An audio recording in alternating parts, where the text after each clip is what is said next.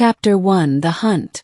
The forest was alive with the sounds of pursuit, snapping branches, heavy footfalls, and the guttural growls of the hunters.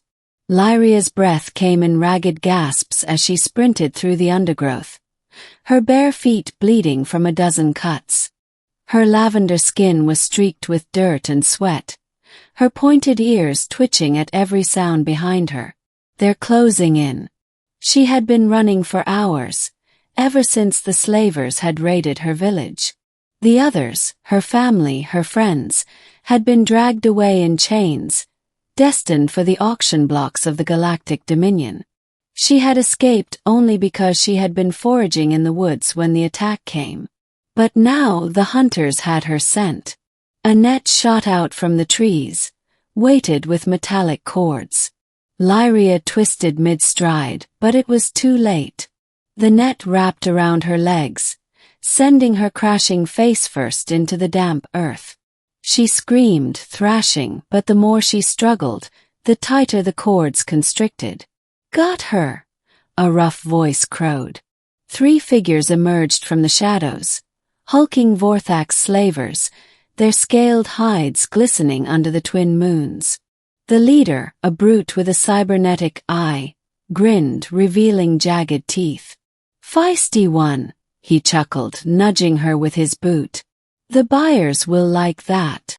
Lyria spat at him, her golden eyes burning with defiance. "I'd rather die than be your property." The slaver backhanded her, sending stars across her vision. "You'll die when we say so, little prey." They hauled her up, binding her wrists with energy cuffs. Lyria's heart pounded. This was it. She would be sold, broken, forced into servitude like millions before her. Then a gunshot rang out. The slaver's head snapped back, a smoking hole between his eyes. His body crumpled. The other 2 whirled, weapons drawn. "Who's there?" From the trees, a single figure stepped forward. Lean, dressed in a tattered long coat, his face obscured by a rebreather mask. In his hands, a rifle still smoked from the shot. Human. Lyria had heard stories of them, the hairless, relentless apes from Soul 3. Some said they were monsters. Others whispered they were the only species that ever stood up to the Dominion. This one moved like a ghost. The second slaver fired, plasma bolts searing the air. The human dodged, rolling behind a tree. A second shot.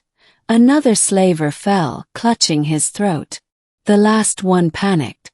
"Why, you're not supposed to be here. This is Dominion territory." The human didn't answer. He lunged, closing the distance in a heartbeat. A knife flashed. The slaver gurgled, collapsing. "Silence." Lyria stared, trembling, as the human turned to her. Slowly he removed his mask. He was younger than she expected. Dark eyes, sharp features, a scar running down his cheek. He studied her for a long moment before kneeling to cut her bonds. "You okay?" His voice was rough but not unkind. Lyria swallowed. Why did you save me?" The human's lips twitched. "Because no one deserves to be hunted." Chapter 2: The Fugitives. His name was Kael Mercer. He told her as they moved through the forest. A former soldier. Deserter. A man with a price on his head. "The Dominion doesn't like humans who fight back," he said, checking the horizon for patrol ships. "So I make sure to be a thorn in their side." Lyria kept pace, her legs aching. "You're alone." "Mostly." He glanced at her. "You got anywhere to go?" She looked away. "No." Kael exhaled. "Then stick with me. For now." They traveled for days, avoiding patrols, scavenging for supplies. Lyria learned that Kael had been part of a resistance cell before it was wiped out. Now he sabotaged slaver operations wherever he could. "You're reckless," she said one night as they huddled around a small fire. He smirked. And you're still alive because of it. She couldn't argue. But the Dominion didn't forget. Chapter 3: The Trap. They were ambushed at dawn. A squad of armored enforcers descended on their camp, shock batons crackling.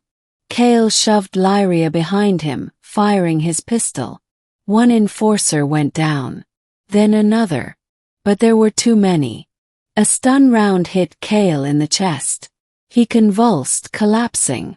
Lyria screamed as they seized her again.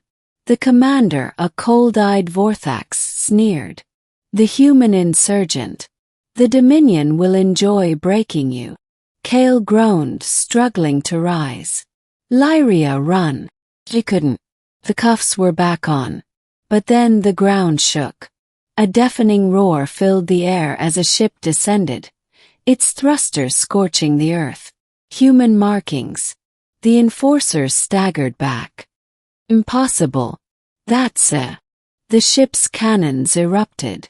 Plasma fire turned the enforcers to ash. The hatch opened, and a squad of armored humans charged out, rifles blazing. Kael grinned through bloodied teeth. Took you long enough. A woman in combat gear hauled him up. Shut up, Mercer. We're here for the girl. Lyria stared. Me. The woman nodded. You're the last survivor of the Velari resistance cell. We need you. Kael coughed. Told you, you were special. Chapter 4. The Rebellion. The ship, the Iron Will, was a human warship, one of the last free vessels in the sector. Its crew. Fugitives. Warriors. Survivors. Lyria learned that her people had been fighting the Dominion in secret for years. Her village had been targeted because they were harboring rebels. You're the key, the captain told her. Your genetic code can unlock the Dominion's slave control systems. Free millions. Kael, now patched up, stood beside her. You don't have to do this. It's dangerous. Lyria looked at him, then at the stars beyond the viewport.